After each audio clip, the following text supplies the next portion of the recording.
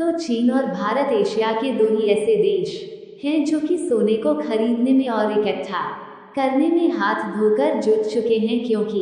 देखा जाए तो जिस तरीके से दुनिया भर के कई देशों के बीच युद्ध का माहौल चल रहा है और हालात बिगड़ रहे हैं, ऐसे में रुपया हो या फिर डॉलर हो या फिर यूरो और पाउंड जैसी कोई अन्य विदेशी मुद्रा ही क्यों ना हो, परिस्थितियों के अचानक बिगड़ने से अपनी ताकत खो सकती है और मिट्टी में मिल सकती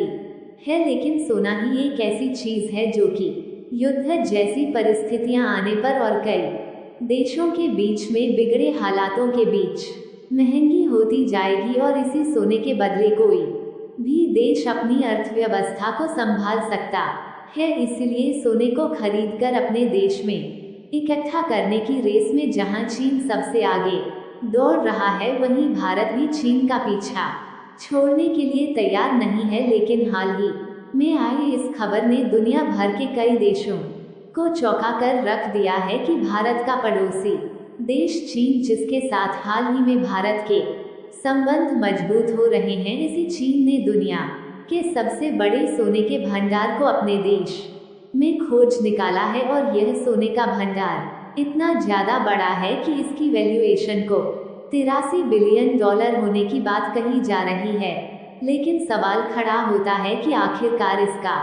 भारत पर कौन सा असर पड़ेगा? क्या इससे भारत का फायदा होगा या फिर भारत का नुकसान? ये सारी जानकारियां इस वीडियो में समझेंगे। लेकिन आगे बढ़ने से पहले इस वीडियो को लाइक करके चैनल को सब्सक्राइब जरूर कर लीजिए, क्योंकि यह आपके लिए तो एक सेकंड का काम है, लेकिन इससे हमारी काफी बड़ी मदद होती है। देखिए, हाल ही में चीन ने सोने का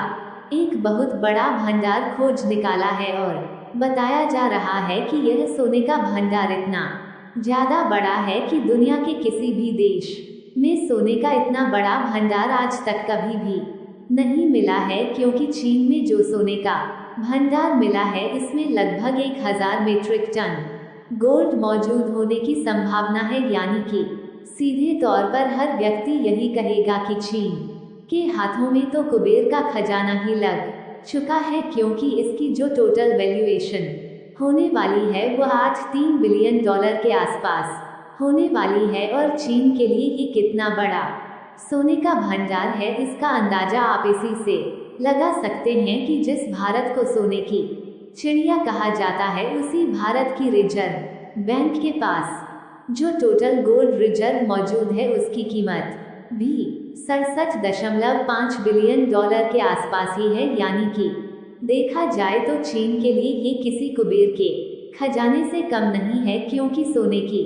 चिड़िया कहे जाने वाले भारत की आरबीआई के पास कुल मिलाकर जितना गोल्ड रिजर्व नहीं है, उससे कहीं ज्यादा तो अकेले एक खदान में चीन ने खोज निकाला है। वैसे तो डायरेक्टली यहाँ पर देखा जाए तो भारत के लोगों को चिंता होगी कि चीन को कुबेर का खजाना मिल रहा है, लेकिन हम सोने की चिड़िया रहकर भी चीन से पीछे हो रहे हैं। लेकिन इनडायरेक्टली देखा जाए तो इससे भारत को भी एक बहुत बड़ा फायदा होने जा रहा है। हालांकि ऐसा भी नहीं है कि चीन में जो सोने का भंडार मिला है, उसका कुछ हिस्सा हमें मिल जाएगा तो हमारा फायदा होगा, बल्कि ना तो हम चीन से सोना खरीदेंगे और ना ही चीन सोने के भंडार का कुछ हिस्सा भारत को देगा। लेकिन चीन को मिले इसी सोने के भंडार की वजह से हमारा एक बहुत बड़ा